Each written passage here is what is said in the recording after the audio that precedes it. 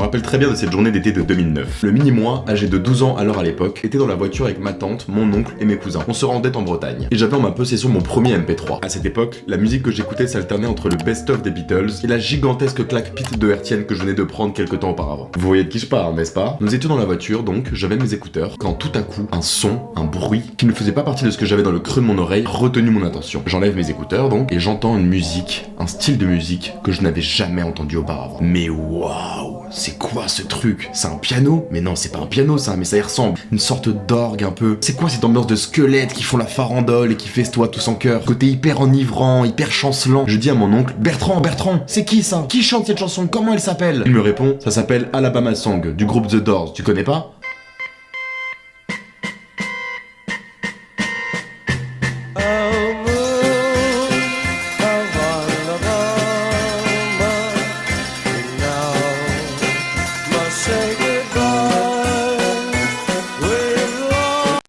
La giga patate que je venais de me prendre dans la gueule. Les Doors? Mais c'est qui ces mecs? Pendant tout le trajet, je me rappelle, je n'ai pas lâché un mot. Je ne faisais que me remémorer ce que je venais d'écouter. Une fois arrivé à destination, je me précipite à un accès internet et tape sur YouTube dans la barre de recherche The Doors Live. Et je clique sur cette vidéo.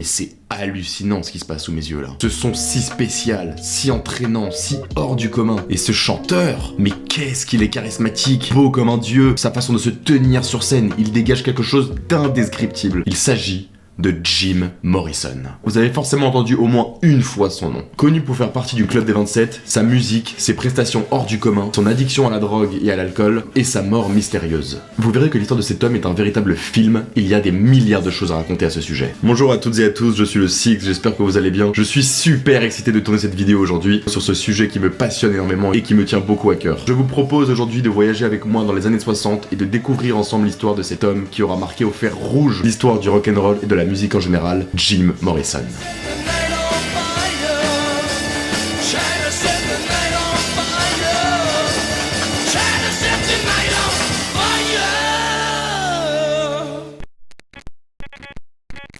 You ain't nothing but a hound dog, you're crying all the time. James Douglas Morrison est né le 8 décembre 1943 à Melbourne en Floride. Il est l'aîné d'une fratrie de 3 enfants, issu du mariage entre George Stephen Morrison, officier de l'US Navy, et Clara Clark, femme au foyer qui lui donne une éducation sévère et qui est décrite comme une mère très autoritaire et alcoolique. Au moment de sa naissance, la guerre du Pacifique fait rage entre les troupes américaines et japonaises. La famille de Jim se voit de déménager constamment suite aux affectations de son père militaire, en passant par Albuquerque, au Nouveau-Mexique, etc. Vers l'âge de 4 ou 5 ans, lors d'un trajet en voiture familiale de Santa Fe à Albuquerque, Morrison est témoin d'un grave accident de la route comprenant plusieurs Indiens d'Amérique, qu'il décrira plus tard comme l'un des événements les plus marquants de sa vie. Encore petit et vraiment secoué par cette scène qui se passe sous ses yeux, alors que son père s'est arrêté pour venir en aide, Jim insiste pour aider lui aussi. Il racontera plus tard que toutes les âmes de ces Indiens décédés auraient directement sauté dans son âme.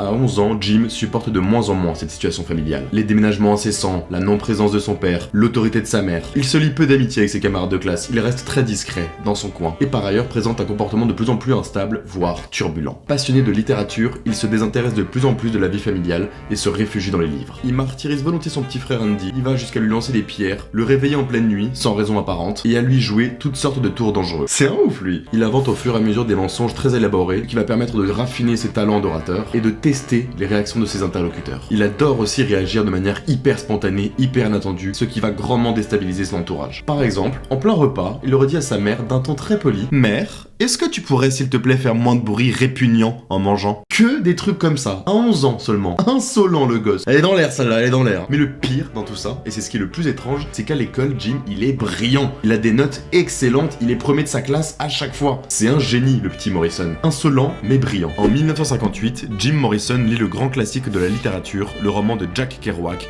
On the Road. Très impressionné par le personnage de Dean Moriarty, une sorte de voyou terrifiant et magnifique, il s'identifie à lui et commence à imiter son ricanement caractéristique. Il est en parallèle fasciné par Elvis Presley et sa façon de chanter et de danser sur scène, qui je le rappelle était assez choquante à l'époque.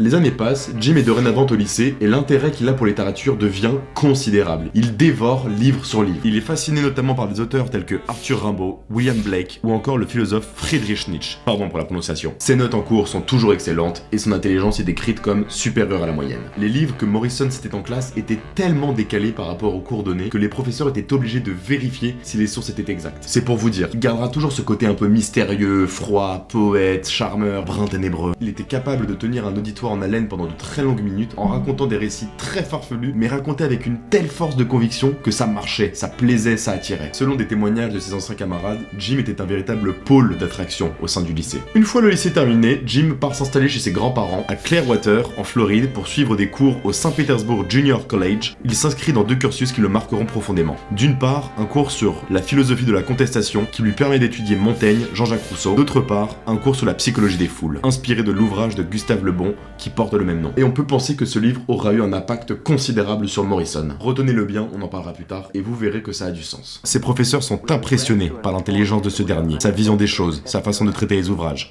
But what happened? How come my parents or the state or the university didn't look ahead? Le 28 septembre 1963, Morrison se fera arrêter pour la première fois dans la ville de Tallahassee pour avoir fait une farce assez douteuse alors qu'il assistait ivre à un match de football américain. Mais c'était quoi la farce? Mais on sait pas, putain. J'ai passé énormément de temps à rechercher ce que c'était et j'ai rien trouvé. Vas-y là, j'ai le seum là. Malgré le fait que Jim soit brillant dans tout ce qu'il entreprend, il en a marre, il veut autre chose. Maintenant, ce qu'il veut faire, c'est du cinéma. Il désire maintenant poursuivre ses études à l'université de Californie à Los Angeles, la toute nouvelle faculté de cinéma. Ses parents s'y opposent, mais lui, il n'en a que faire et s'y rend en janvier 1964. Une fois sur place, le petit coquin s'amuse comme à son habitude à un peu tester ses camarades et ses colocataires, ce qui les agace très franchement. Il s'encanaille, s'enivre de façon de plus en plus régulière, il fréquente également les quartiers chauds des bas-fonds de Los Angeles et touche sans doute dès cette époque aux drogues hallucinogènes, le LSD. Et dans la foulée, il va se lier d'amitié avec un certain Ray Manzarek. Retenez très très bien le nom de ce mec. En 1965, chaque élève doit réaliser un mini court-métrage afin d'obtenir son diplôme. Jim prend la tâche très au sérieux et s'exécute.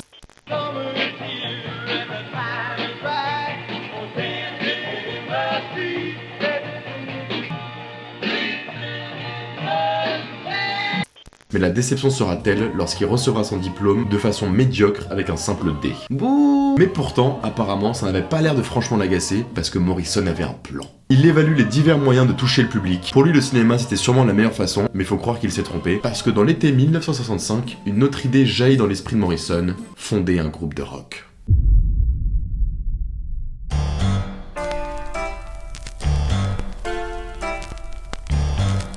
Durant l'été 1965 donc, Jim Morrison, sans emploi, vit sur le toit d'un entrepôt non loin de Venice Beach à Los Angeles. Il fait sa vie, il flâne, il lit de la poésie, mais surtout, il écrit. Genre, beaucoup. Il écrit des textes, des chansons, des poèmes. Un jour de ce mois de juillet, Jim croisera par hasard son ancien camarade de UCLA, Ray Manzarek, sur Venice Beach. Les deux discuteront de leur vie, leurs projets, et c'est ainsi que va naître l'un des moments les plus importants de l'histoire du rock'n'roll. Jim dit à Ray qu'il écrit des textes, des chansons. Ray lui demande d'en chanter une. Jim, hésitant, timide, qui je le rappelle ne sait pas chanter de base, commence à entamer les premières lignes de Moonlight Drive. Let's swim to the moon, let's climb through the tide, penetrate the evening that the city sleeps too high.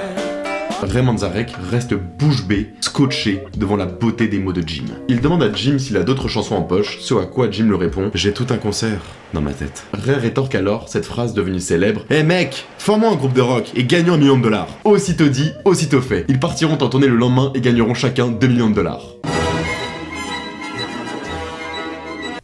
Ray intègre aussitôt Jim Morrison au chant dans son groupe appelé Rick and the Ravens. Ray évolue comme organiste aux côtés de ses frères Rick et Jim Manzarek, Vince Thomas et d'autres membres. Problème, le batteur du groupe, Vince, se casse peu de temps après. Pas de soucis. Ray Manzarek fait partie d'un groupe de méditation transcendantale et rencontre un certain John Densmore. Ce dernier est batteur dans un petit groupe appelé Psychedelic Rangers. Ray lui propose de rejoindre son groupe avec Jim, lui vantant les sublimes textes et la voix hors du commun de ce dernier. Une voix unique, profonde, bluesy, capable de descendre très bas, mais aussi de monter en fréquence dans des cris et des hurlements sidérants.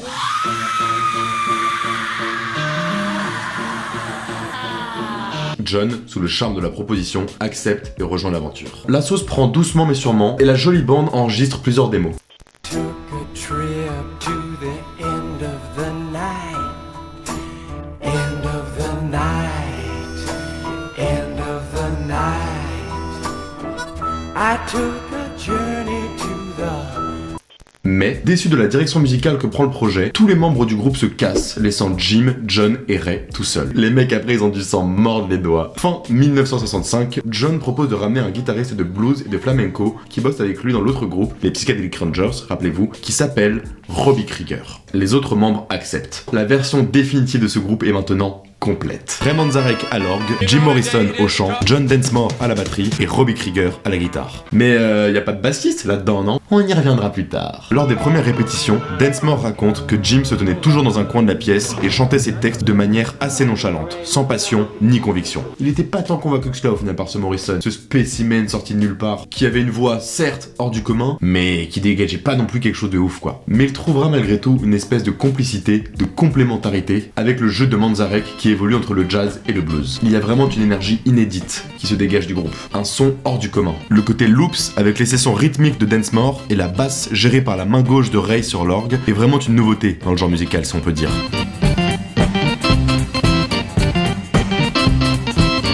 Ray utilise un orgue appelé le Vox Continental, un orgue typique des années 50-60 utilisé par plein de groupes, je pense notamment à The Animals.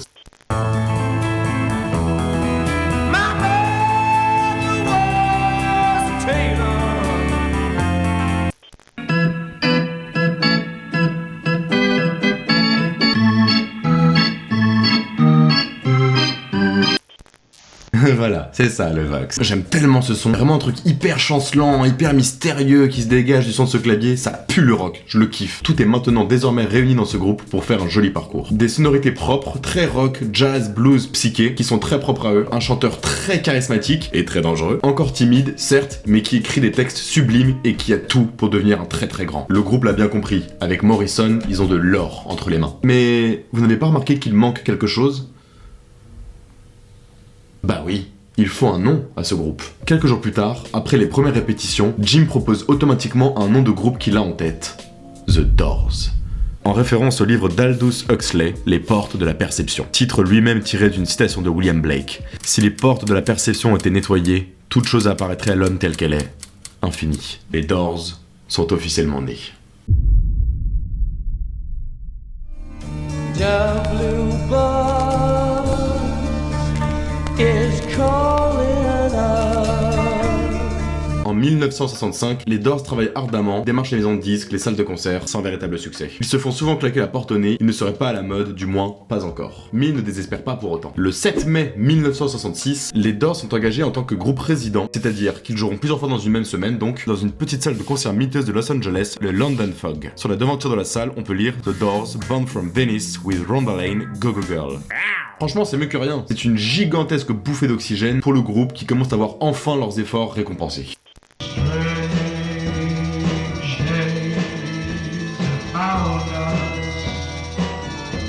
Et les sets ne sont pas si mal dans l'ensemble. Il y a quelques curieux au premier rang, mais sinon dans l'ensemble ce n'est vraiment pas ça. D'autant plus que Jim, bien que ses prestations vocales soient de plus en plus justes et percutantes, est malgré tout très timide et plus sûr de sa voix. Pendant les concerts, il chante dos au public, comme lors des répétitions. Et puis il faut noter un point essentiel, l'absence de bassiste dans le groupe enlève vraiment quelque chose au groove. Ce qui est pourtant fondamental en ces temps bénis du rock'n'roll. La jeunesse occidentale a besoin de bouger, de danser, et les faibles basses qui émanent de l'orgue de Ray ne suffisent pas à remplacer une basse puissante. Le quartet comprenant un minima basse, batterie, guitare. guitare, chant, c'était le schéma à suivre à l'époque, comme les Beatles, les Stones, les Kinks. Mais Densmore et Manzarek ont le sentiment que cette osmose clavier-batterie qu'ils ont pour l'instant ne pourrait marcher avec un bassiste. Que faire donc? Notre groupe est un peu au point mort. Que faire donc dans cette Californie qui tourne de plus en plus hippie? Le L et toutes sortes d'acides coulent à flot dans ce foutoir de drogue, de sexe, de paix et de musique. Les Doors cherchent leur place.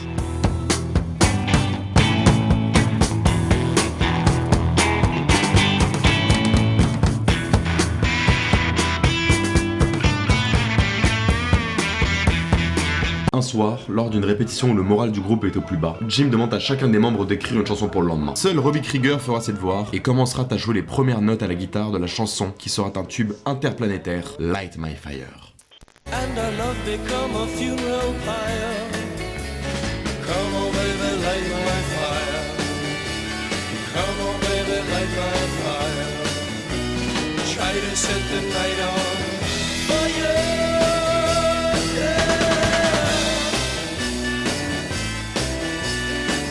Incroyable. Encore aujourd'hui, ce morceau, il me fait péter un câble. Je pense quand ils ont arrangé ce morceau, Jim et ses comparses étaient à 10 000 lieues de s'imaginer ce qu'il allait se passer par la suite.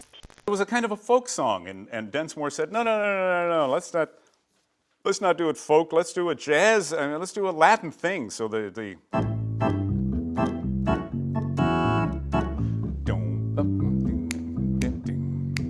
that's a Latin beat. Morrison puts the second verse on, and then I put on the introduction.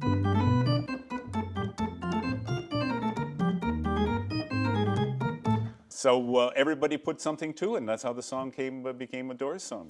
Un soir où Ray démarchera plusieurs salles de concert pour pouvoir s'y produire avec le groupe, il observa qu'un groupe concurrent utilisait un Fender Rhodes basse en plus du clavier principal. Là voilà la solution manquante au problème de la basse. Il faut absolument ce piano basse clavier arrêt. Seulement voilà, cet instrument coûte $250. Une sacrée somme à l'époque, et le groupe n'a pas un rond, il est fauché. Robbie parviendra à emprunter la somme à son père qui lui aurait dit « Fiston, si vous faites un succès avec Light My Fire, je te ferai cadeau de ces $250. C'est un bon le padré. Ce dernier se souvient de la répétition suivante comme l'un des grands moments importants du groupe. Il aurait dit « Nous sommes enfin prêts à affronter les Rolling Stones. Le vent commence à tourner pour les Doors. » C'est à cette même période que Jim Morrison a fait la rencontre d'une certaine Pamela Courson, une étudiante en art que Jim décrira plus tard comme sa muse éternelle. Les deux amants entretiendront une relation très passionnelle et très tumultueuse jusqu'à la mort de ce dernier. Ils seront infidèles l'un envers l'autre en permanence, se disputeront, se bagarreront. Et lorsque Jim rencontre Pam, il entretient également une relation avec la chanteuse des Velvet Undergrounds, Nico, ainsi qu'avec d'autres copines du sexe, je cite, John Wilson, Billy Winters, Gail Hinox, Pamela Zarubica, Suzy Creamcheese. Bref, vous l'aurez compris, avec un petit peu tout ce qui bouge à Los Angeles, quoi.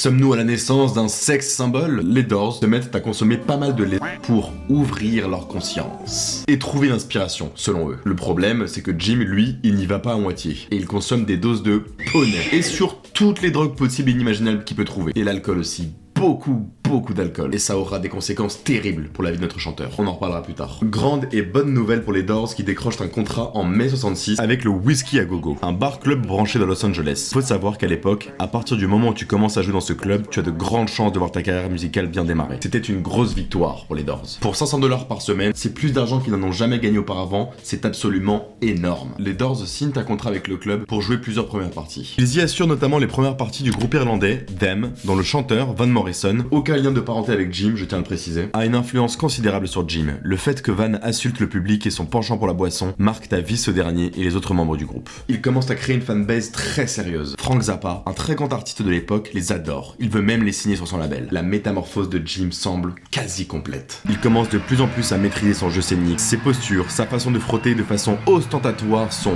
pénis contre le pied de micro et surtout son style vestimentaire. Jim adopte un ensemble cuir. Il aurait déclaré « C'est là que j'ai compris qu'un concert était une pièce de théâtre et qu'il fallait le dérouler comme tel. »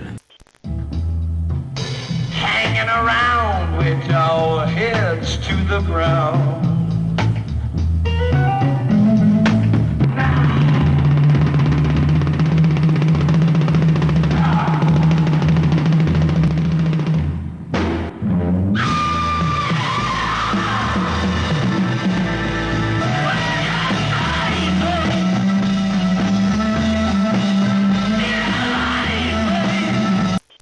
Maintenant, les gens viennent voir les Doors en première partie et partent pendant la tête d'affiche. Les Doors ont un truc qu'aucun autre groupe n'a. Et un certain Jack Holzman, qui n'est autre que le patron d'une grande maison de disques, à savoir Elektra Records, l'a bien remarqué. Un soir, il se rend au Whisky à Gogo et tombe sur les Doors. La claque auditive et visuelle est tellement grande qu'il retournera les voir 3 soirs de suite. Il est fasciné par la prestance de Jim Morrison. Il a du pif, il sent qu'il y a un truc à faire. Il fait venir de New York son ami et producteur de maison pour avoir son avis, un certain Paul Rothschild. Ce dernier n'est pas tout à fait convaincu au début, mais reconnaît qu'il y a un gigantesque potentiel. Ainsi, le 18 août 1966, les Doors signent un contrat de 5 ans et 7 albums avec le label. Mission accomplie! Néanmoins, cela semble perturber Morrison qui va tripler sa consommation d'alcool et de drogue. Il prendra la fâcheuse habitude à s'enivrer seul dans ses chambres d'hôtel et donc arrivera des heures et des heures en retard pour les concerts où il ne se pointera tout simplement pas. Petite anecdote, lorsque Jim arrive des heures en retard pendant le concert, pour attendre que ce dernier se ramène, le groupe avait souvent pris pour habitude de jammer sur la partie solo de Light My Fire, en le rendant plus lent, plus nonchalant.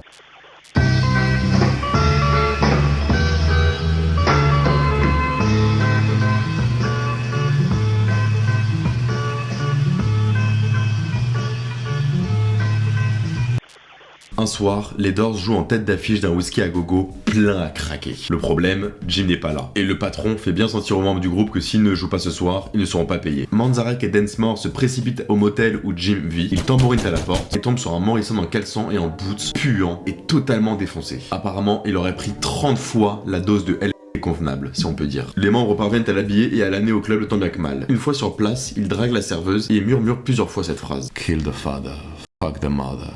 Kill the father, fuck the mother. Une fois sur scène, Jim semble aller mieux, mais sa prestation sur les 3 premiers morceaux du set est plus que médiocre. À un moment, il se tourne vers les 3 autres membres du groupe et leur dit « Let's play The End ». The End, une chanson que Jim a écrite sur une rupture avec une ancienne petite amie du lycée, est une chanson très complexe. Sûrement la chanson la plus difficile du groupe. Le groupe commence à entamer la chanson, et à un moment, Jim, face au public, commence à improviser des paroles. Aucun membre du groupe n'est au courant de ce qu'il va dire.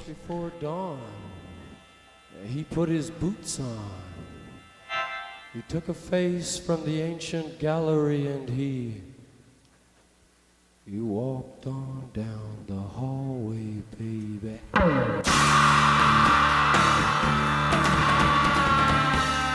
Came to a door, and he looked inside.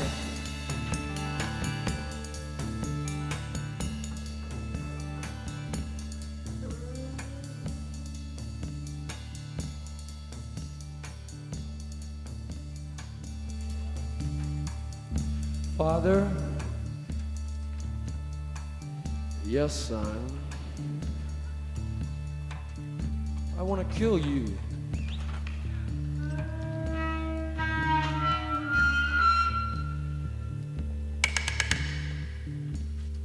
Mother,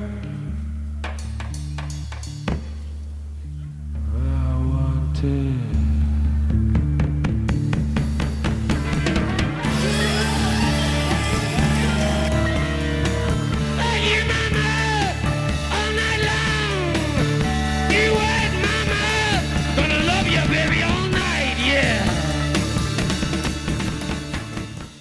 La salle est sous le choc, pétrifiée devant cette interprétation, cette cérémonie oedipienne. Juste après, le manager du club vire le groupe d'une façon un peu brutale, et il les interdit de remettre les pieds ici. Il aurait aussi dit à Jim quelque chose du style « Espèce de putain de petit de malade mental. Tuer son père, péter sa mère, je veux pas de ça chez moi !» Ce à quoi Jim aurait répondu « Ok Phil, mais on peut aller boire un coup au bar ?» Les Doors ne changeront plus jamais les paroles de The End, hormis pendant l'enregistrement pour éviter la censure. À présent, The Doors est une poudrière de rock'n'roll prête à tout exploser sur son passage. Et Jim Morrison en est l'étincelle. Et il ne reste plus qu'à aller en studio pour la faire jaillir. Le sorcier, le chaman du rock américain, est fin prêt pour donner la cérémonie.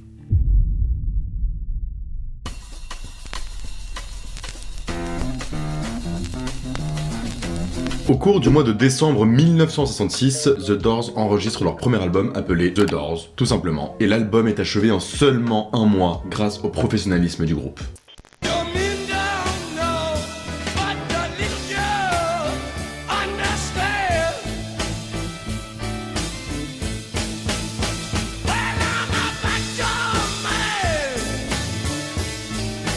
Bien que selon Robbie Krieger, les sessions furent un peu chaotiques, cela a très bien fonctionné, la solide culture musicale très étendue des 4 artistes, la base blues bien américaine qui est très solide, les textes puissants de Jim, le jeu de guitare très à la mexicaine, orientale, indienne de Robbie, le côté très fanfare, germanique de Ray et son vox continental. Tout est mis en œuvre pour que cet album soit un véritable succès. Et il sortira le 4 janvier 1967. La campagne de promotion des Doors commence et ils font quelque chose que personne n'avait fait auparavant, à savoir placer un gigantesque panneau publicitaire sur Sunset Strip à Los Angeles pour promouvoir l'album. Pourtant, au début de la sortie de l'album, les critiques sont un peu mitigées et Robbie Krieger qualifiera même l'album de flop.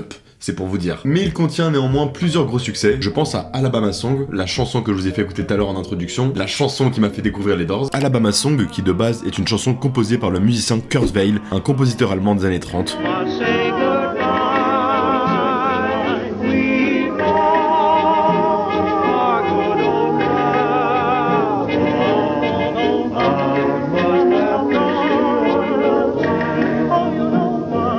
Break On Through to the Other Side, qui fait clairement allusion aux substances hallucinogènes. D'ailleurs, ils ont même sorti un clip de cette chanson. Aujourd'hui, tous les artistes musicaux sortent des clips à tout bout de champ, mais à l'époque, ça ne se faisait pas. C'était quasiment du jamais vu.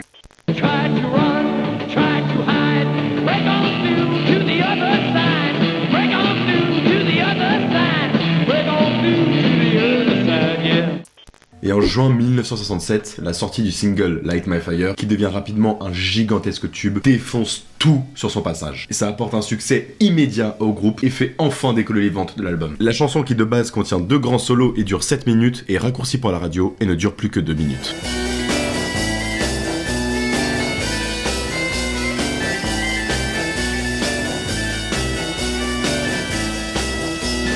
Dès le 29 juin, Light My Fire atteint le numéro 1 des charts. Et il reste pendant plus de 3 semaines et devient dorénavant le titre culte des Doors. Le groupe est alors acclamé à la fois par la presse, séduite par la qualité lyrique des paroles de Morrison, mais surtout par le public. Le train est lancé à toute vitesse, Morrison commence à devenir un véritable sex symbole, tout le monde se l'arrache, que ce soit les femmes, mais également les magazines. Il se fait approcher par Andy Warhol, bref, une véritable star est en train de naître.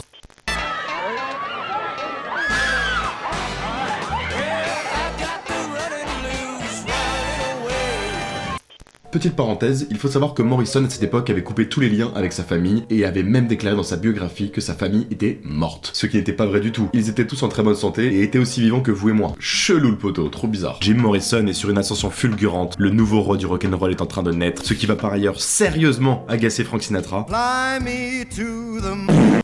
Jaloux là. I think these days, especially in the States, you have to be a politician or an assassin or something to really be a superstar. Le 17 septembre 1967, les Doors se rendent à New York pour passer dans la très populaire émission The Ed Sullivan Show. Ladies and gentlemen, please welcome Ed Sullivan on the Ed Sullivan Show. Il faut savoir que si tu passais sur cette émission, tu étais validé par l'industrie musicale, voire la pop culture américaine. Les Beatles, les Stones y y sont passés auparavant, et en plus, ça se passe à New York, et la petite guéguerre qu'il y avait entre la West et la East Coast était déjà bien d'actualité. Les artistes qui venaient de Los Angeles n'étaient pas forcément très bien vus à New York, donc ce passage sur le Ed Sullivan Show était une étape très bénéfique dans une carrière. Le groupe y interprétera notamment leur plus gros tube, Light My Fire. Mais il faut savoir que la direction d'antenne exige cependant qu'il modifie le passage We Couldn't Get Much Higher, susceptible de choquer l'Amérique bien pensante. Morrison, ce grand coquin, ne respectera pas les sceaux de la chaîne et gardera les paroles telles quelles.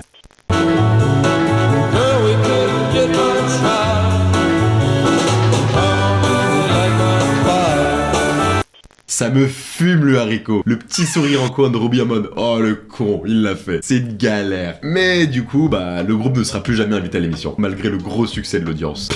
Des cons. Et c'est également pendant ce séjour à New York que Joel Brodsky réalise les célèbres photos de Jim torse nu. Vous les avez forcément déjà vues au moins une fois, ce sont les plus connus. Ces photos vont énormément contribuer à façonner l'image de sex symbole, d'icône rock'n'roll de Morrison et à populariser The Doors aux États-Unis. Et dans ces mêmes temps, Jim commencera à se façonner une image de chaman. Mais alors c'est quoi un chaman ? Le Le chaman est une personne considérée par sa tribu ou son groupe comme l'intermédiaire ou l'intercesseur entre les humains et les esprits. Le chaman est à la fois sage, thérapeute, conseiller, guérisseur et voyant. Dans plusieurs cultures, un type particulier de chaman existe, le clown chaman ou Heyoka, parfois assimilé à un clown sacré. Le Heyoka est une sorte de bouffon, un être qui parle, agit et réagit d'une manière opposée à celle des personnes normales, s'habillant légèrement quand il fait froid et inversement. Morrison se voit ainsi, une sorte de clown fou, de guide appelant ses fidèles à le rejoindre pour explorer des mondes que la plupart des personnes auraient peur d'explorer seules. Selon lui et ses propres dires, les concerts seraient pour lui une sorte de cérémonie, des moments de transe où tous les corps ne feraient plus qu'un. Il commence à adopter des comportements lors des shows qu'il donne avec le groupe, des hurlements sidérants, il se roule par terre, il fait des danses chamaniques, comme il le dit lui-même, et tout ça sous prise incessante de substances hallucinogènes et de grosses quantités d'alcool. Ladies and gentlemen, the Doors. 5 to 1, baby, 1 in 5. No one here gets out alive now. You get yours, baby, I'll get mine. Gonna make it, baby. Jim sait exactement quoi faire et à quel moment le faire pour que ça marche, pour avoir un impact considérable sur son public. Tout est soit méticuleusement calculé ou merveilleusement bien improvisé. Ce ne sont plus des simples concerts dorénavant, mais des spectacles. Un bordel très monstrueux qui commence sérieusement à faire parler. Yeah, we're taking over. Come on!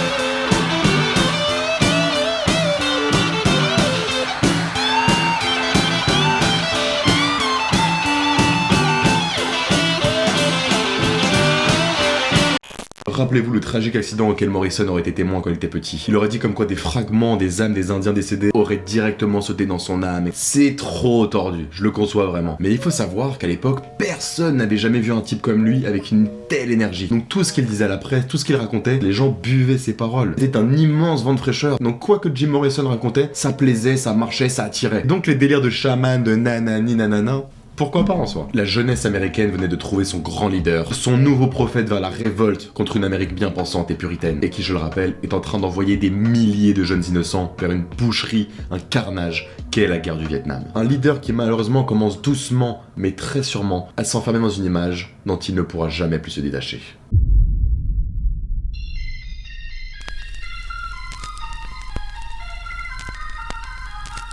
En octobre 1967, l'album The Doors et le single Light My Fire deviennent tous les deux disques d'or. Et sort au même moment leur deuxième album, Strange Days, qui contribue grandement à maintenir le groupe sur le devant de la scène.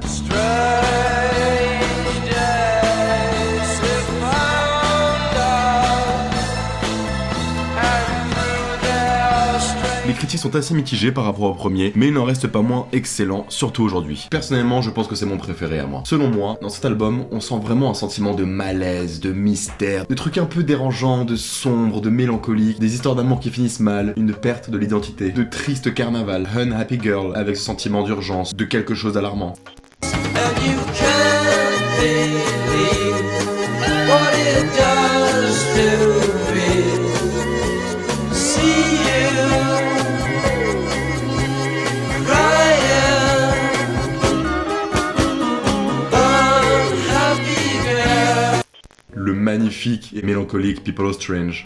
People are strange when you're a stranger. Faces look ugly when you're alone. Women seem wicked when you're unwanted. Et le grand When the Music's Over, qui dure plus de 10 minutes, avec sa célèbre intro Vox Continental de Ray.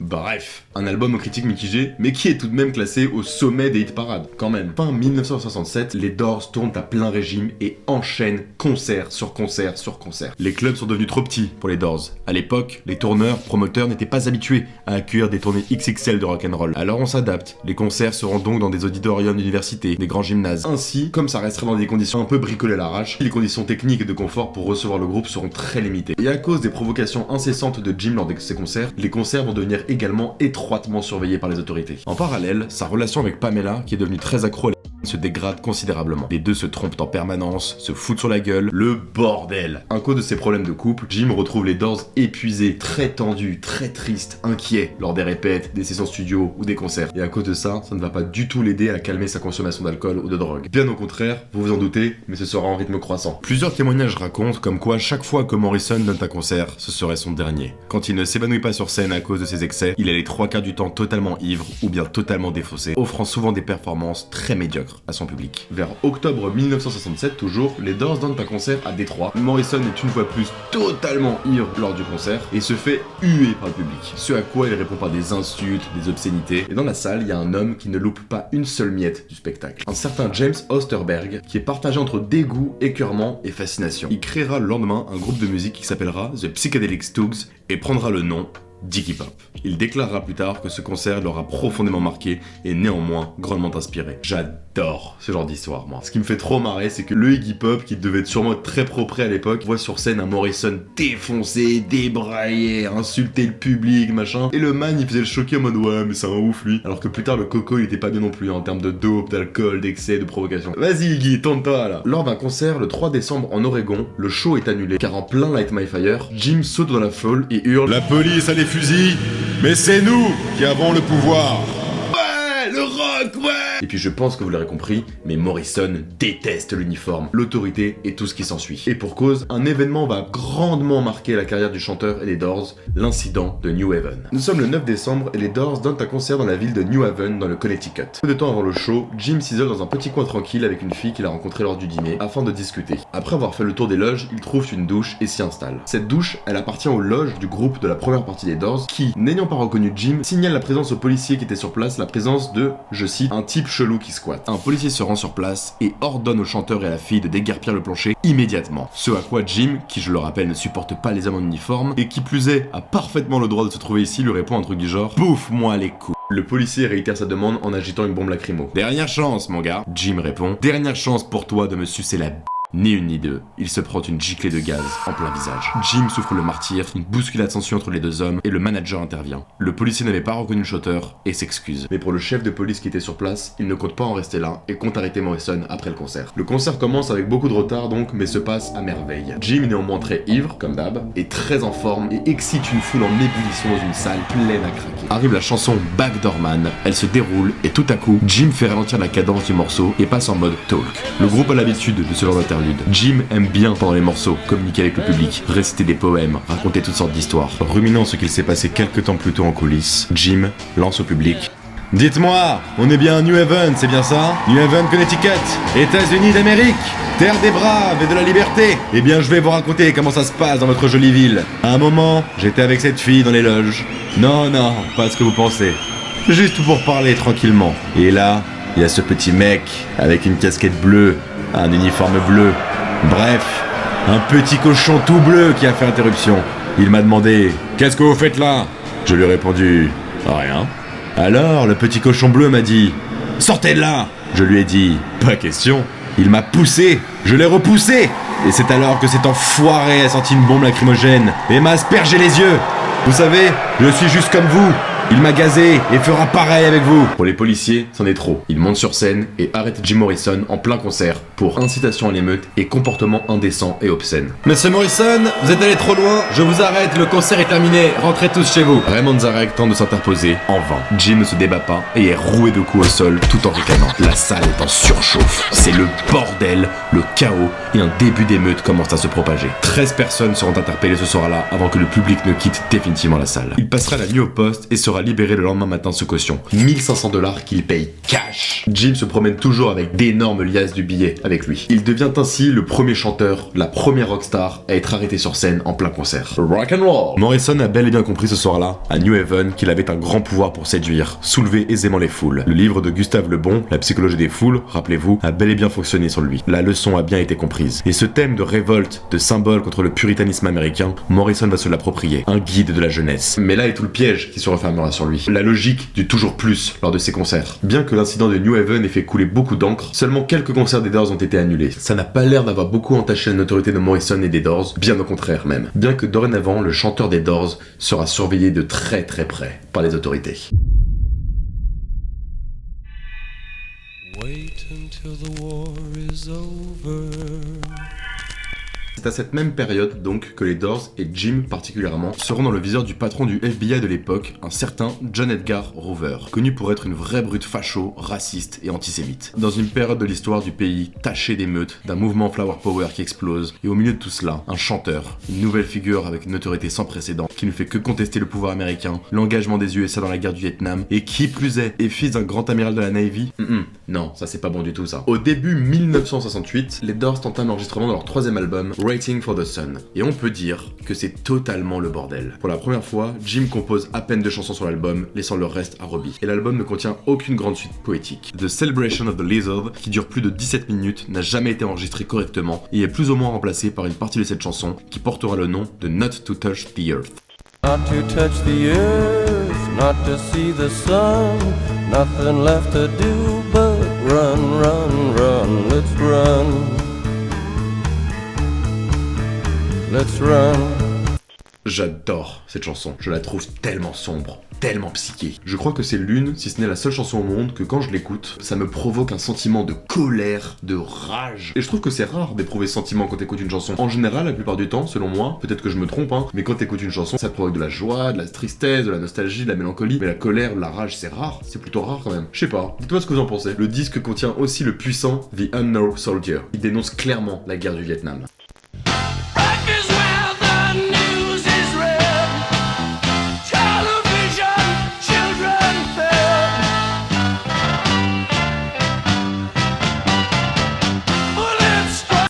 Les Doors sortent également un clip de cette chanson où on voit un Morrison se faire exécuter sur un peloton d'exécution.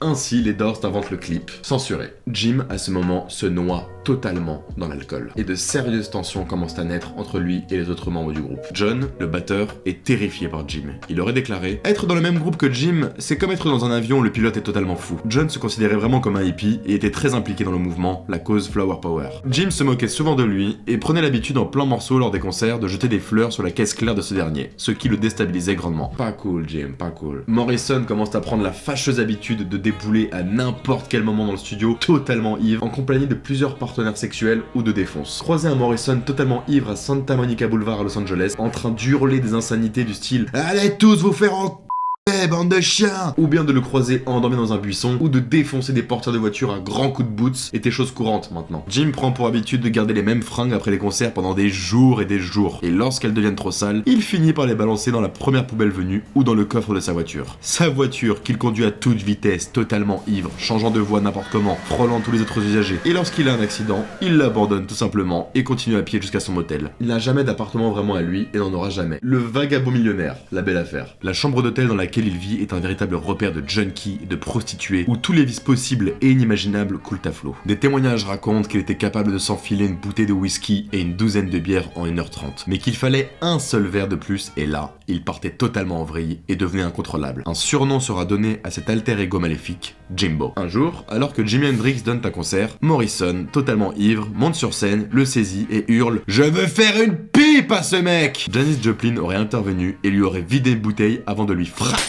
sur la tête.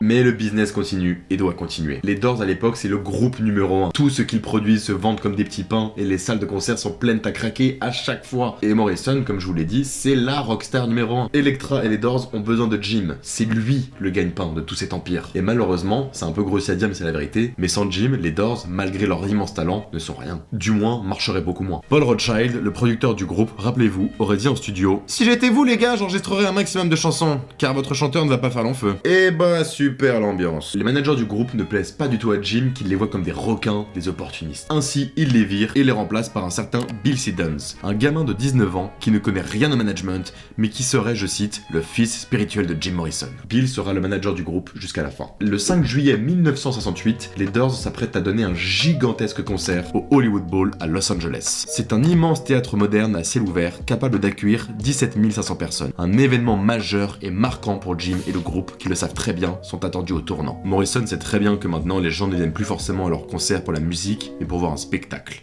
Une bête de foire se déchaîner sur scène. Et pour ce concert, il veut changer la donne. Il veut revenir aux bases, à la musique et et uniquement la musique. Durant l'après-midi, quelques heures seulement avant le concert, Jim se repose dans sa chambre de motel pourrie quand tout à coup, quelqu'un toque à la porte. Il s'agit de Mick Jagger en personne. Mick s'est déplacé spécialement de Londres pour rencontrer Jim et voir les Doors de Hollywood Bowl sous les conseils de son manager afin de voir comment les Américains font pour donner de gigantesques concerts dans de telles salles. Mick et les Stones, ils n'ont pas fait de concert depuis 1 an et demi déjà. Et la propulsion de ce Yankee sur le devant de la scène mondiale comme un véritable showman inquiète sérieusement notre cher Mick Jagger qui paraît bien piètre maintenant à côté de Jim. Les deux lascars auraient discuté d'un peu tout et rien, les concerts, comment ils font, leurs petits rituels avant de monter sur scène, leur carrière, des anecdotes, machin. Ikaka tipiapiat quoi. Et Jim aurait dit quelque chose du style: les scènes sont vraiment hautes, si tu tombes, tu peux te faire vraiment mal. Lui qui avait l'habitude de tomber un soir sur 2 de scène. Sur ces belles paroles, Mick décide de prendre congé et décide de laisser Jim tout seul. Plusieurs témoignages racontent que ce serait le chanteur des Stones qui aurait donné à Jim Morrison les 2 doses de LSD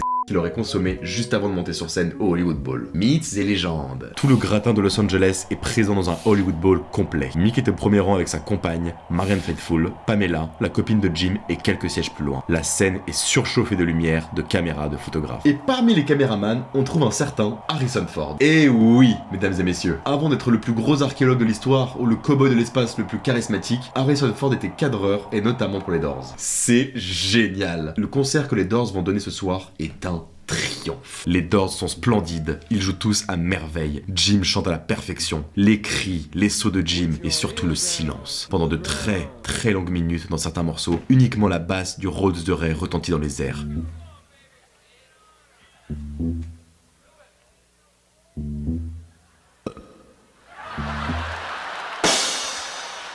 Nous sommes très loin des concerts chaotiques que les Doors avaient l'habitude de donner. Pas d'insultes, pas d'émeutes, pas de provocation de la part de Jim. Ce dernier esquisse des sourires à ses partenaires de scène. On sent une immense complicité.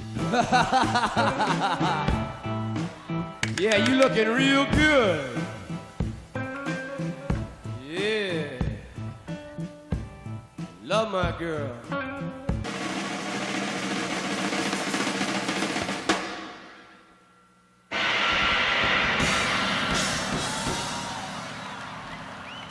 Make a grave for the unknown soldier.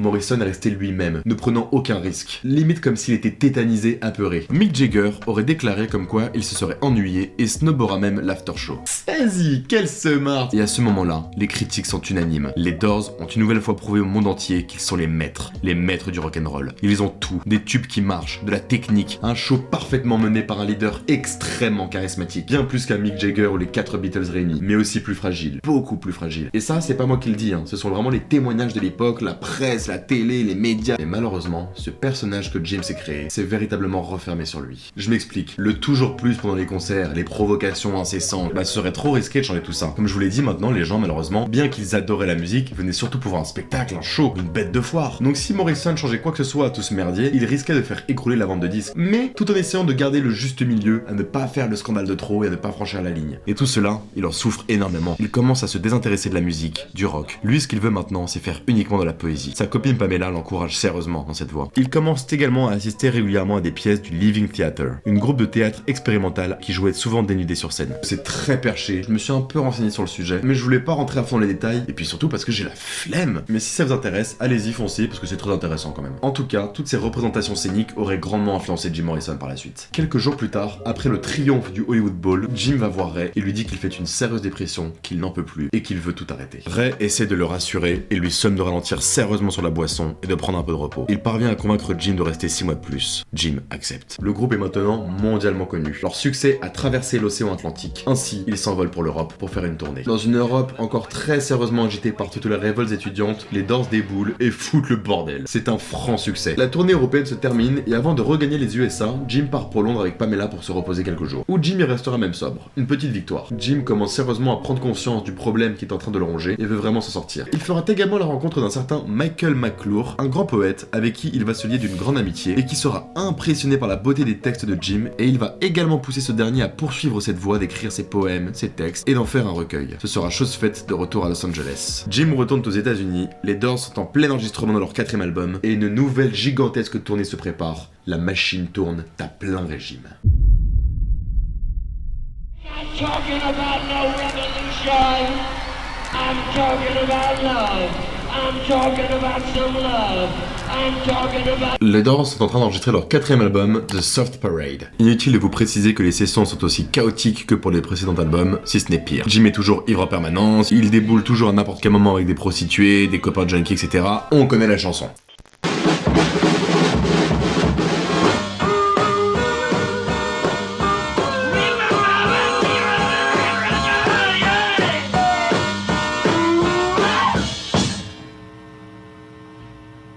Something like that. Don't overblow, Jim. You got a long way to go. Why not? It's the stupidest ending I've ever heard of any song. What's stupid? The ending? Can everybody play? Can we get to hear what it sounds like out here? That sounds good, Robbie. Here we go. One time, everybody, please.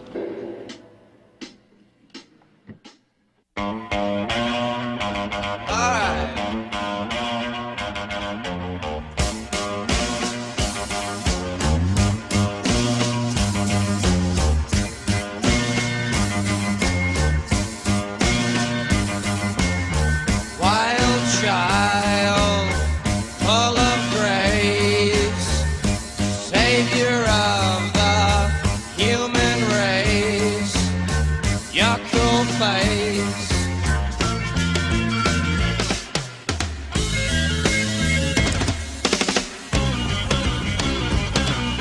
L'album à sa sortie ne recevra pas de très bonnes critiques, sûrement à cause du désintérêt que Jim a pu avoir pour la conception de cet album, et surtout, le groupe a expérimenté pas mal d'instruments à cordes et à cuivre, et l'auditoire ne comprendra pas vraiment ce choix. Mais où sont passés les Doors d'il y a quelques années? Qu'est-ce qu'ils foutent?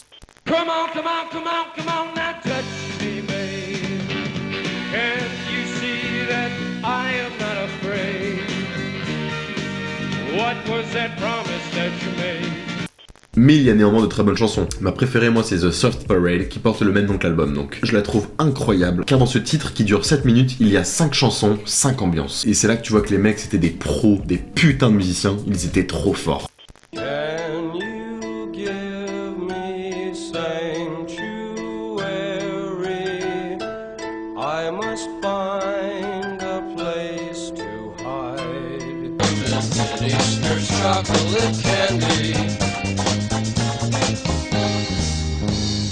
Champion sacks and a girl named Sandy. Catacombs, nursery bones, winter women, growing stones, carrying babies to the river. Lunch, he bought a little. Yes, he did. Oh! This is the best part of the trip. This is the trip, the best part.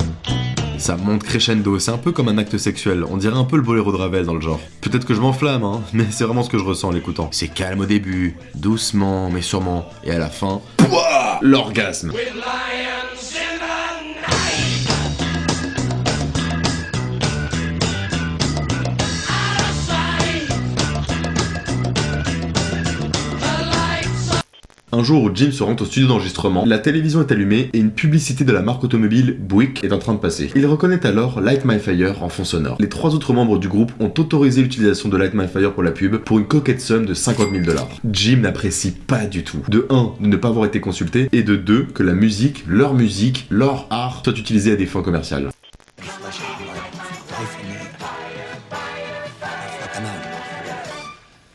Catchy tune.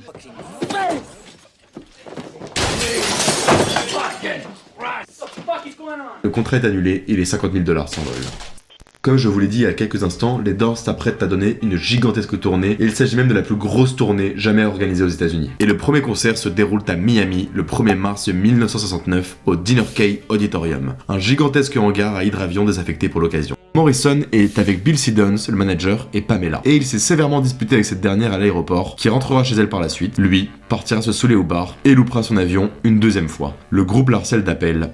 Sans nouvelles. À Miami, déjà, petit problème. La capacité de la salle est de 7000 places. Or, le promoteur du concert, un certain Ken Collier, en a vendu 2 fois plus. Business is business. On a donc 14 000 spectateurs entassés dans un hangar sous une chaleur écrasante, étouffante. Il n'y a pas d'air conditionné à l'intérieur. Et à l'extérieur, des milliers de personnes tentent de franchir les barrières de sécurité pour s'introduire dans la salle. Il y a une vive tension électrique qui règne dans le hangar et à l'extérieur. Il faut préciser qu'à cause de toutes les frasques et les provocations de Jim et les mauvaises ventes du dernier album, les Doors commencent peu à peu à avoir une mauvaise mauvaise réputation. Et durant cette tournée, tous les regards seront braqués sur eux. Seront-ils encore à la hauteur? Jim arrive enfin au Dinner Cake, complètement sous, avec un début de grosse barbe qui commence à apparaître. En voyant son état, le groupe veut annuler le concert. Ils sentent le carnage arriver. Mais le promoteur, aux allures de mafioso, refuse et menace de saisir tout le matériel du groupe s'ils ne montent pas sur scène. Avec 1 heure de retard, le groupe monte sur scène dans une salle chauffée à blanc. Personne ne le sait encore, mais tout le monde est sur le point d'assister à ce qui sera décrit comme le pire concert de l'histoire du rock'n'roll.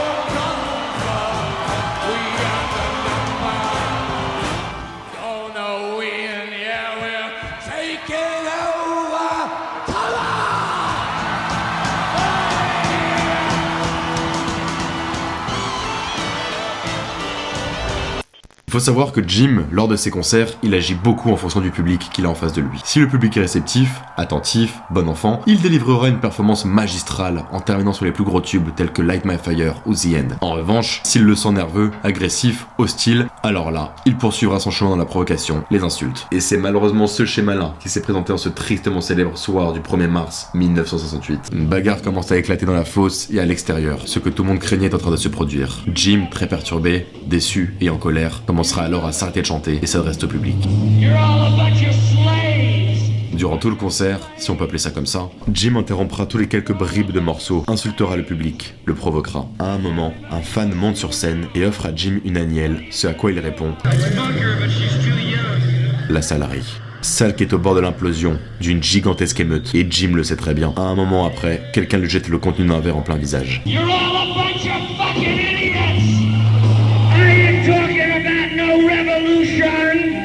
And I'm not talking about no demonstration. I'm talking about having a good time. I'm talking about love, love, love, love, love. Grab your fucking friend and love him. Come on! Jim, toujours dans la provocation, mime de sortir son sexe et le montre au public. Chose qu'il ne fera jamais. On y reviendra plus tard. C'est le bordel. Comme jamais cela ne l'a été lors d'un concert des Doors. Le promoteur, Ken Collier, monte sur scène et prévient le groupe que ça va mal tourner. Un cliché dévoile Jim accroupi face à Robbie. Il ne le sait pas encore, mais cela sera retenu contre lui plus tard, car tout le monde l'accusera de simuler une fellation. Des fans commencent à envahir la scène, qui s'effondre en partie. Un membre du staff propulse Jim dans la foule qui commence à entamer une danse chamanique en tournoyant dans la salle, tandis que les autres membres du groupe jouent Break On Through to the Other Side.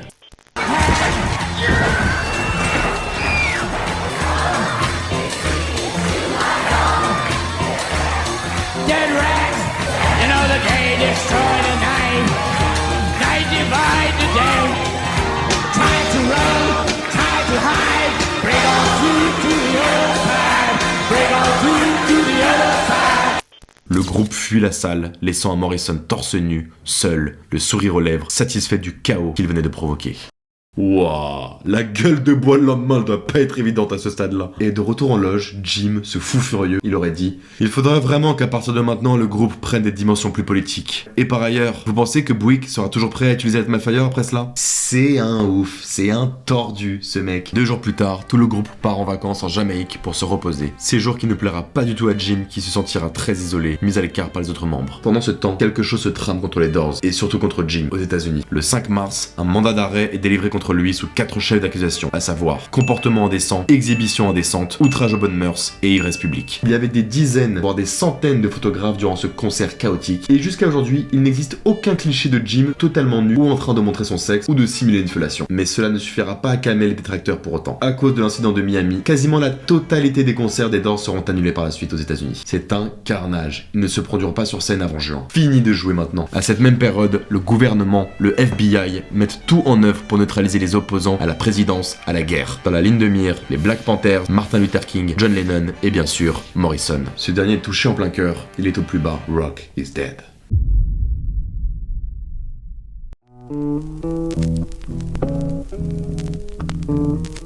Morrison, très perturbé par le procès à venir, parvient néanmoins à se concentrer sur la conception d'un 5e album avec les autres membres du groupe. Et il participera d'ailleurs grandement aux sessions d'enregistrement. Ça, on en parle juste après. À cette même période, on retrouve un Morrison méconnaissable. Barbu, boursouflé du visage, il a pris beaucoup de poids. Il troque ses pantalons en cuir contre des pantalons délavés et des treillis militaires.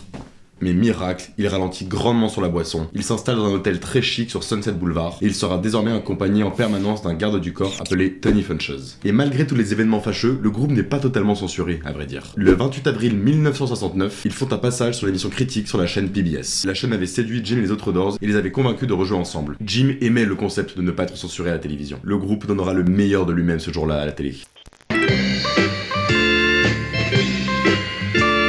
Streets and shoes, avenues, lions in the night.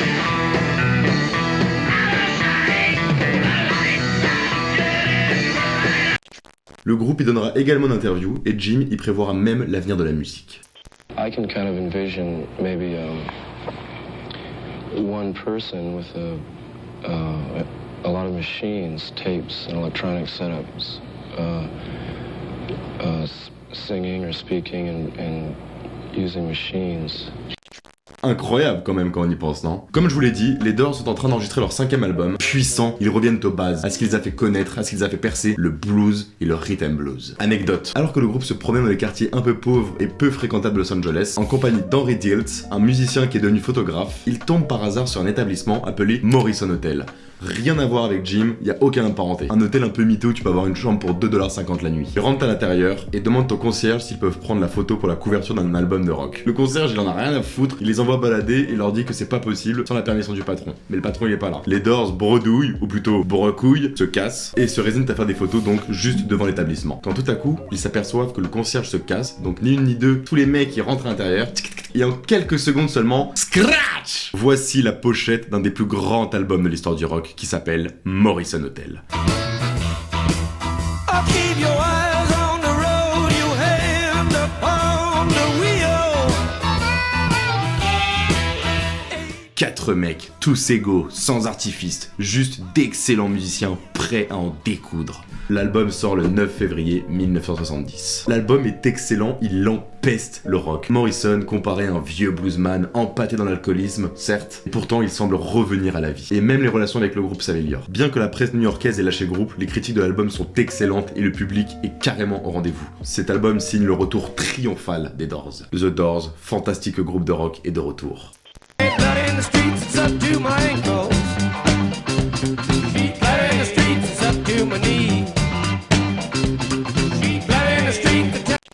Dans cet album, j'ai un petit coup de cœur pour Blue Sunday, une chanson écrite par Jim pour Pamela, qui est vraiment selon moi la plus belle chanson du groupe. Que je sois dans une rupture amoureuse hyper douloureuse ou que l'amour est plus que magnifique, cette chanson elle me procurera toujours un truc et me rendra toujours très mélancolique. My girl waits for me in tender time. My girl is mine.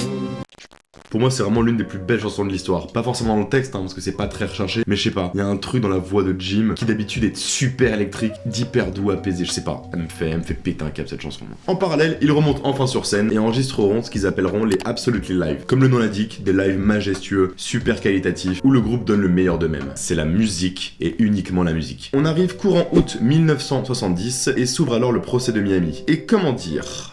C'est une parodie de justice. Le procès de Johnny Depp et d'Amber Heard n'a rien inventé dans le genre. Je m'explique. Les témoins de l'accusation qui étaient là au concert n'ont rien vu, rien entendu, et ils ne disent rien, si ce n'est leur indignation. Et les témoins de la défense, eux, n'ont quasiment pas le droit à la parole. Le procureur, qui est un immense fan de Jim Morrison, lui demande même un autographe et lui donne un poème qu'il a écrit sur lui et le groupe. C'est lunaire. Le juge, quant à lui, souhaite abandonner toutes les charges si le groupe...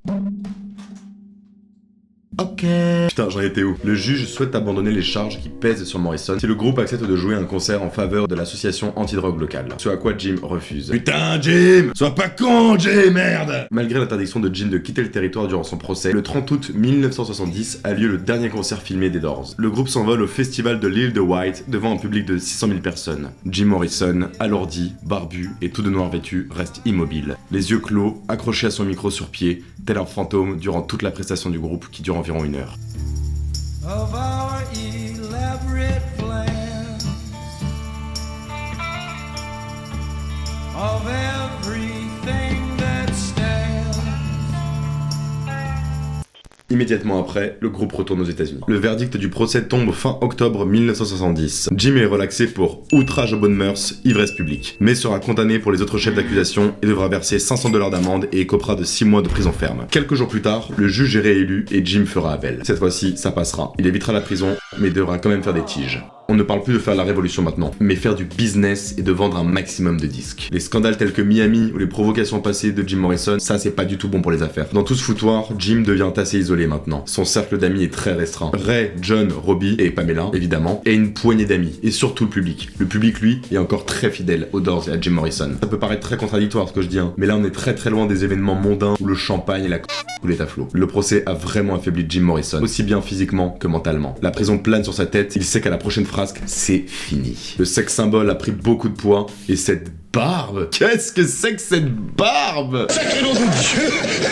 Qu'est-ce que c'est que cette barbe? Ce que je trouve hyper impressionnant, c'est la métamorphose. Bordel, mais regardez, le mec il a 26 ans, il a mon âge. Regardez la différence entre le début de sa carrière et aujourd'hui. Le mec on dirait un clochard, un vagabond. Il a que 26 ans, il en fait 40. C'est impressionnant, triste mais impressionnant. Le 8 décembre 1970, Jim loue un studio d'enregistrement. Il passera 6 heures à enregistrer ses poèmes et à s'enivrer. Ce sera la base vocale d'un album posthume pour la suite. The movie will begin in 5 moments, the mindless voice announced. All those unseated will await the next show. We filed slowly, languidly into the hall. Jim est alors âgé de 27 ans. À cette époque, Morrison et les Doors commencent à lasser l'industrie musicale. D'autant plus qu'en Angleterre, l'offensive est lancée avec de sérieux groupes comme The Who ou Led Zeppelin, qui s'imposent comme les nouveaux poids lourds du rock. Mais en novembre 1970, alors que plus personne n'y croyait et Elektra Records est les premiers, les Doors se remettent au travail. Rappelez-vous, ils doivent un 7e et dernier album à la maison de disques. Ça ne commence pas très bien. Paul Rothchild, le producteur qui était là depuis le début, n'en peut plus du groupe et quitte l'aventure et laisse la place à un certain Bruce Botnick, leur ingénieur du son qui va les aider pour la conception de l'album qui portera le nom d'L.A. Woman. Ça bosse très dur et ça bosse bien. Le groupe est sérieux comme jamais ils ne l'ont été auparavant. Et il y va de même pour Jim qui restera très impliqué et très concentré durant toutes les sessions. Et pour cause, il portera les mêmes fringues pendant des semaines durant. Sa voix, certes éraillée et abîmée par tous ses excès, reste néanmoins très juste. L'album est même vu par certaines grosses pointures de la musique comme le meilleur album du groupe. Il y a des chansons qui sont tout bonnement magnifiques et miraculeuses. Riders of the storm, riders of the storm, into this house we're born, into this world we're thrown. All your love is gone, to sing a lonely song of a deep blue dream. 7 horses seem to be on the mark. Pendant la session d'enregistrement, sur la chanson L.A. Woman, qui porte le même nom que l'album, il y a un moment où le groove est très ralenti.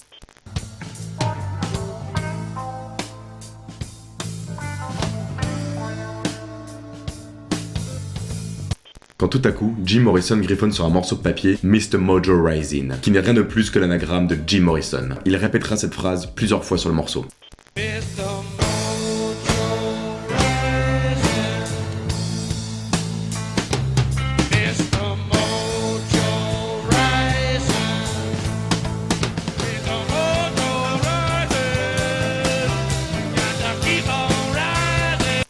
Avant même la fin du mixage de l'album, cette fois-ci ça y est, sans plus de précision, Jim Morrison annonce qu'il quitte les États-Unis pour vivre à Paris. Pamela est déjà sur place et l'attend. Le groupe est sous le choc, mais rien ne fera revenir Jim Morrison sur sa décision. Il a besoin d'air, de vivre inconnu de la presse et de la justice américaine. Les dernières semaines de Jim Morrison seront vues comme chaotiques et testamentaires selon les témoignages. Une sorte de tournée d'adieu, comme si dans sa tête, il ne comptait plus jamais revenir dans le pays. Il passe ses soirées à s'enivrer, à boire, à se droguer avec des amis. Et un soir, il essaiera de rentrer dans la chambre de son motel et passera par la gouttière. Celle-ci se craque sous son poids et il fera une immense chute et s'écrasera sur une voiture juste en bas. Ses amis le relèveront et l'emmèneront jusqu'à sa chambre. Morrison s'allonge sur le lit, crache du sang et se plaint de douleurs aux côtes et à la jambe. Pourtant, le médecin qui arrivera juste après ne relèvera rien d'inquiétant.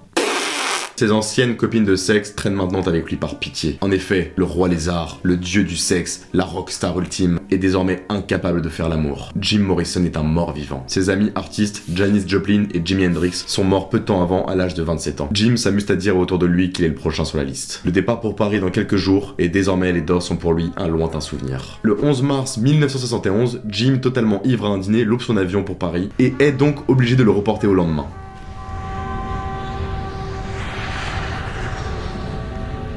Une fois arrivé dans la capitale française, avec le peu de bagages qu'il a en sa possession, il se rend directement à l'hôtel Georges V et il passera quelques semaines là-bas en compagnie de Pamela. Quelques semaines après, il emménagera avec Pamela au 17 rue Bautréis dans un appartement situé non loin de la place des Vosges. Un appartement très chic qui sous-loue à une mannequin connue de l'époque, une certaine Elisabeth Larivière, qui décrira Jim comme un homme très charmant et très sensible. À cette période, Jim et Pamela voyageront beaucoup dans le sud de la France, au Maroc et en Espagne. Pamela décrira cette période comme la période la plus magnifique de leur vie. Pour l'anecdote, il s'agit de la dernière série de photos de Jim Morrison qui a été prise durant son vivant. Jim s'est rasé la barbe, semble aller mieux, il boit beaucoup moins, il passe beaucoup de temps à errer dans les rues de Paris, à écrire sur ses carnets qu'il transporte toujours avec lui, et même s'il semble attaché à son look de vagabond un peu crapou, il a maigri, il a perdu du poids. Il se lie d'amitié avec la réalisatrice Agnès Varda et son compagnon Jacques Demy, et il assistera même au tournage du dernier film de ce dernier, Podane. Et des amis en visite, dont Jim Morrison avec Alain René. Pour le fils de Delphine, Jim signait de bon cœur. Tout semble aller beaucoup mieux pour notre chanteur, mais pourtant, sa santé inquiète toujours. Il tousse énormément, respire difficilement et crache souvent du sang. Peut-être le début d'une pneumonie mal soignée. Malheureusement, en juin, il rechute et il boit. Et il boit beaucoup plus qu'avant. Il y a des témoignages de ses amis parisiens qui décrivent comme quoi il pouvait s'ingurgiter 3 bouteilles de whisky en 4 heures. Un jour, il rencontre 2 jeunes américains qui jouent dans la rue et leur propose de louer un studio pour passer la journée à buffer et composer des chansons. Comme ça, à l'arrache. Il porte une veste militaire couleur olive. Au départ, je pensais que c'était un type qui avait déserté du Vietnam. 1 minute plus tard, le type se lève, il s'approche de nous et dit « Hey, vous êtes américain ?» Et j'ai répondu « Ouais, on est américain. Ça vous dérange si je me joins à vous ?» Je lui demande ce qu'il fait et il répond « Eh bien, je suis poète. » Oh. Et tu fais de la musique avec ta poésie ? Ouais, j'étais dans un groupe de rock. Et je le regarde de plus en plus précisément en essayant de cerner les traits de son visage. Tu es Jim Morrison ? Et là, il a dit « Ouais. » Ces derniers se souviennent d'un Morrison très gentil, très drôle, à l'écoute, mais qui buvait énormément et fumait clope sur clope. Et qui avait aussi énormément de difficultés à chanter correctement. Il a eu un passage très difficile. C'était très choquant de l'entendre chanter. C'était mon idole. J'étais donc assis à côté de mon idole. Et il ne pouvait plus chanter. Pendant qu'il chantait, il toussait. Et c'est aussi pour ça qu'il perdait sa voix. Il s'essoufflait et se mettait à tousser toutes les 2 phrases. Un jour, Jim Morrison appelle John Densmore. Ce dernier lui fait part du franc succès qu'a LA Woman aux États-Unis. Jim, ravi, lui aurait dit quelque chose du genre « S'ils ont aimé ça, alors ils ne sont pas prêts pour ce que je suis en train de préparer de mon côté. » Jim veut rentrer, il veut reformer les Doors. Nous arrivons au 3 juillet 1971 et le chemin de croix semble prendre fin pour le chanteur. James Douglas Morrison est déclaré mort vers 9h du matin. Jim avait 27 ans. The death of another rock musician was disclosed today. Jim Morrison, 27 years old, lead singer of The Doors. His manager said Morrison died 6 days ago in Paris, either of a heart attack or pneumonia, but the death was kept secret to avoid a sensation. Jim Morrison, the lead singer for The Doors, a rock music group, is dead. He was 27. Que s'est-il passé et comment le roi lézard est-il mort? Il y a plusieurs théories et certaines sont très farfelues. Comme par exemple celle où ce serait le FBI qui serait derrière tout ça. Comme je vous l'avais dit, Jim dérangeait beaucoup. Donc pourquoi pas le faire taire à tout jamais? Peu probable. D'autant plus qu'à la fin de sa carrière, il ne se faisait plus remarquer dans les peu de concerts qu'il donnait. Ou bien encore qu'il aurait simulé sa mort pour vivre reclus de la société au fin fond du monde. Et oui, les fantasmes des célébrités qui ne seraient pas vraiment décédées pour vivre loin du monde, ça date pas de Michael Jackson ça. Déjà à l'époque, il y avait vraiment des mannes qui pensaient que Jim Morrison n'était pas mort. Pourquoi pas en soi? Mais dans ce cas, pourquoi abandonner Pamela qu'il aimait énormément? Non, c'est peu probable ça aussi. Jim était un grand tordu, certes, mais de là à simuler sa mort comme ça, non, ça m'étonnerait. Je vais vous raconter les 2 théories les plus plausibles. Commençons par la version officielle, celle délivrée par les autorités. Le 2 juillet 1971, soit la veille de sa mort, Jim passe l'après-midi avec un certain Alain René, un ami d'Agnès Varda. Durant l'après-midi, Jim est victime d'une crise de hoquet et d'essoufflement violent. Ce dernier semble très mal en point. Les 2 hommes s'arrêtent ensuite place de la Bastille pour prendre une bière. René doit partir pour un rendez-vous. Il racontera plus tard qu'il avait vraiment ce sentiment d'avoir laissé un Jim Morrison effrayé à l'idée d'être tout seul. Vers 20h, Jim et Pam seraient allés au cinéma voir La Vallée de la Peur, puis seraient ensuite rentrés chez eux pour écouter des disques et regarder des films. Et ce soir-là, Jim aurait bu beaucoup de whisky. Vers 3h du matin, Pamela est réveillée par Jim qui semble prise d'une sévère crise de toux et de hoquet. Elle veut appeler un médecin, mais ce dernier refuse et décide d'aller prendre un bain chaud. Quand Jim commence à aller mieux, Pam retourne se coucher. 6h du matin, Pam se réveille en sursaut et remarque que Jim n'est pas avec elle dans le lit. Elle décide de se rendre dans la salle de bain et le croit dans la baignoire, les yeux ouverts, inanimé, avec un sourire apaisé. Elle tente de le réanimer, en vain. Pamela, en panique, décide d'appeler Alain René, qui est alors installé chez Agnès Varda, pour qu'il puisse appeler les pompiers. Mais une fois arrivé sur place, les secours n'y pourront rien. Jim Morrison est bel et bien décédé.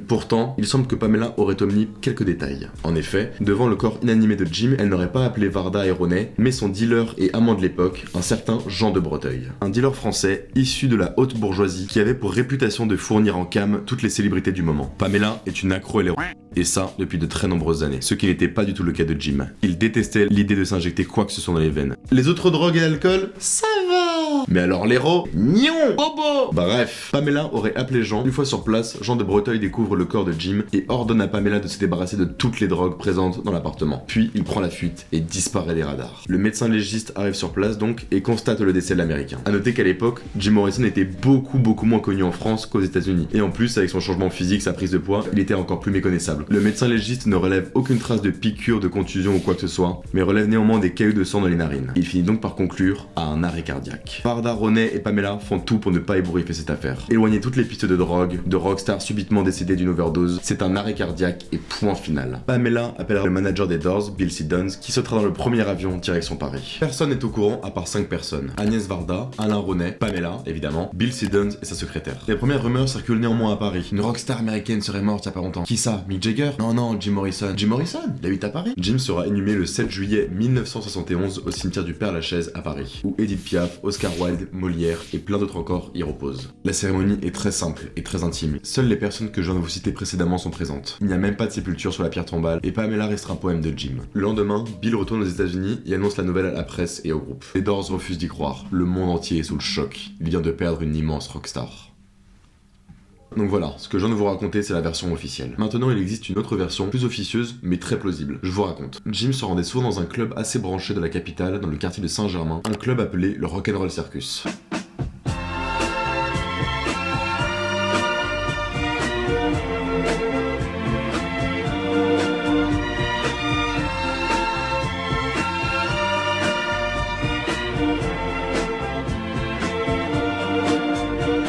Ayant accepté l'addiction de Pamela pour les un soir, il se rend dans ce club et achète de la cam à un dealer qui se fait appeler le Chinois, qui n'est autre qu'un sbire de Jean de Breteuil. Il se serait enfermé dans les toilettes afin de goûter la cam, mais par le nez, pas par injection. Comme je vous l'ai dit plus tôt, Jim et les seringues c'était impossible, et voyant que la porte des toilettes était fermée depuis très longtemps, la Dame Pipi décide de prévenir le responsable. Il enfonce la porte et découvre un Jim Morrison inanimé avec du vomi et du sang sur sa barbe. Mais rien que là, il y a quelque chose qui coince parce que selon plusieurs témoignages, Jim se serait rasé la veille en fait. Donc déjà là, petit couac. Quoi qu'il en soit, c'est un scandale. Vous imaginez une rockstar internationale qui serait morte d'une overdose de dans les toilettes d'un club branché, ça c'est pas bon du tout ça, il faut vraiment pas que ça se sache. Donc les dealers / les sbires de Jean de Breteuil qui se trouvaient encore dans le coin auraient pris Jim et l'auraient enroulé dans un tapis par l'arrière-club pour le mettre discrètement dans une voiture et l'auraient emmené chez lui rue Beautrice, pour ensuite le mettre dans la baignoire et tenter de le réanimer. La suite, vous la connaissez. Donc on peut croire que Pamela, qui était sur place, aurait aidé Jean de Breteuil à maquiller le décès. Ce dernier, juste après le décès de la rockstar, s'enfuit en compagnie de Marianne Faithfull, qui n'est autre que l'ex-copine de Mick Jagger, et lui aurait dit, selon les témoignages de cette dernière, « J'ai tué Jim Morrison ». Cette théorie est assez défendue par Sam Bennett, qui n'était autre que le patron du Rock'n'Roll Circus à l'époque, aussi par Hervé Muller, qui était journaliste à l'époque chez Rock & Folk, et plus récemment par Philippe Manœuvre. Il va acheter de l'héroïne pour sa copine, et sans doute il va l'essayer dans les toilettes, quoi. Et on le retrouve mort dans les toilettes. Le patron du Rock'n'Roll Circus, Sam Bennett, extrêmement embêté, parce que trouver le chanteur des Doors mort dans tes toilettes à l'époque, c'est la fermeture totale, le scandale. Et donc, ils vont rouler Morrison dans un tapis, le sortir par un club voisin qui donne sur la rue Dauphine, le charger dans une voiture, le ramener rue Beautreillis dans le Marais, le monter au 3e étage et le mettre dans une baignoire d'eau glacée en se disant, en cas d'overdose, c'est un peu le système du pauvre pour faire le truc, là, le boum boum. Morrison reste mort, voilà. Et là, ils appellent Agnès Varda qui va maquiller toute cette histoire avec le médecin de famille. Elle m'avait raconté toute cette histoire. Donc voilà, franchement on ne sait pas vraiment quoi penser, il y a du pour et des contre dans chacune des deux théories, et on ne connaîtra sans doute jamais le fin mot de l'histoire, et la mort de Jim Morrison reste jusqu'à aujourd'hui un immense mystère. N'hésitez pas mes chers amis à me dire dans les commentaires ce que vous en pensez, et selon vous, comment Jim Morrison est mort. Personnellement, moi je pense plus pour la théorie du Rock'n'Roll Circus, mais dans tous les cas, avec tout ce que Morrison se foutait dans la gueule en termes de drogue et d'alcool surtout, il est évident de penser qu'il aurait fini par claquer d'une overdose, d'une cirrhose ou d'un arrêt cardiaque. C'était plus qu'une question de temps selon moi. Pamela, qui désormais est seule et qui a perdu l'amant de sa vie, sombrera petit à petit dans une profonde dépression et dans son addiction pour les... Elle héritera néanmoins de toute la fortune de Jim Morrison qui lui aura tout légué sur son testament, ce qui lui valera un gros procès avec la famille de ce dernier. Et malheureusement, le 25 avril 1974, soit 3 ans après le décès de Jim Morrison, cette dernière succombera également d'une overdose d'héroïne et décédera à l'âge de 27 ans également. Sur sa sépulture sera inscrit Pamela Suzanne Morrison. Elle souhaitait absolument se marier avec lui et son dernier souhait était de porter son nom. Cela est chose faite. Les deux amants sont maintenant réunis pour l'éternité. Quant aux autres membres du groupe, après le décès de Morrison, ils sortiront 3 autres albums, Other Voices, Full Circle et An American Prayer, en 1978. Un album posthume basé sur les enregistrements des poèmes de Jim qu'il avait réalisé le jour de ses 27 ans, rappelez-vous, et qui aura d'ailleurs un franc succès. Beside an ancient lake. Enter again the sweet forest. Enter the hot dream, come with us. Everything is broken up in dances.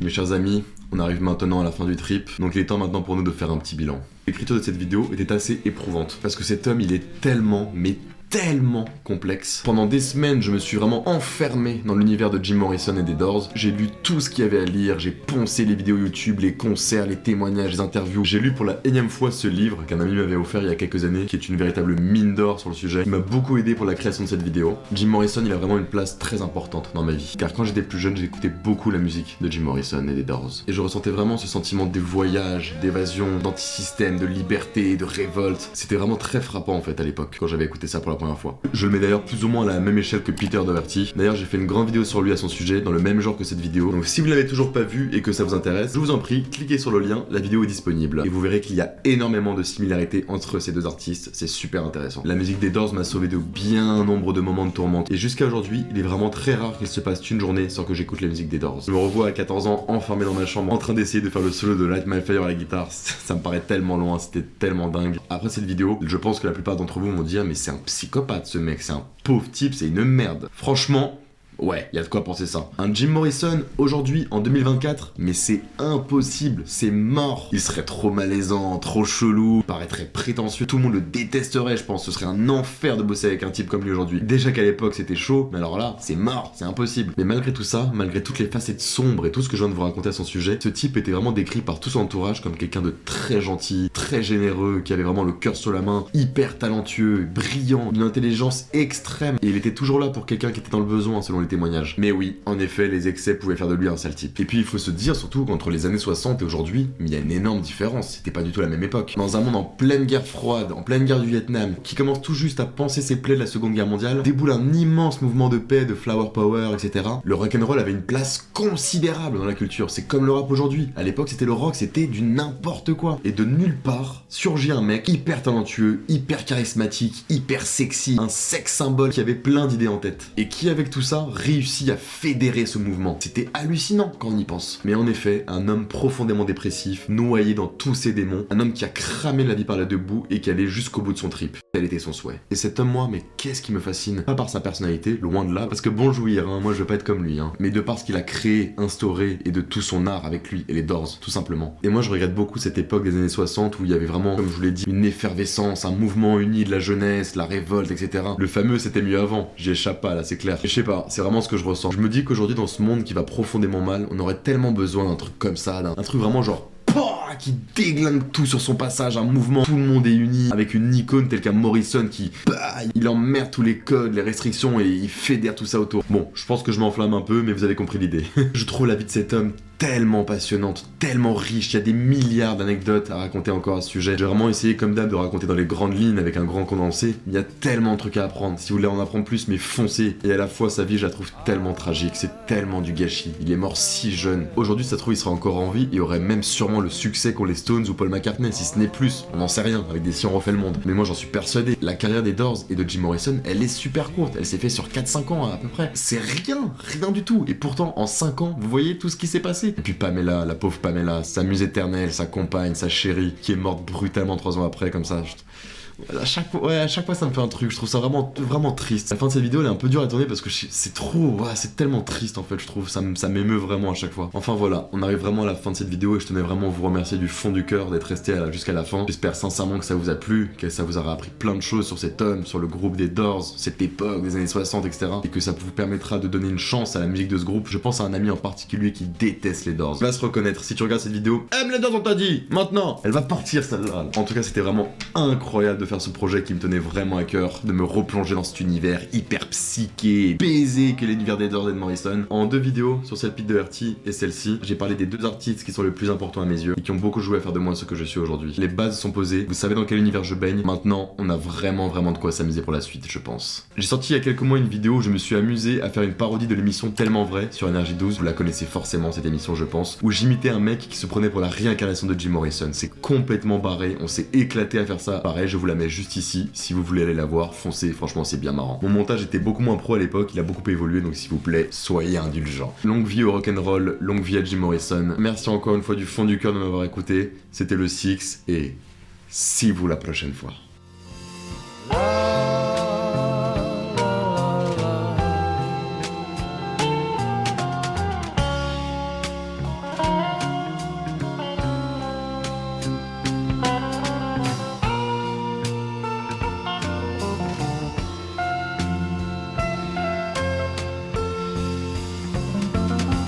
My girl awaits for me in tender time.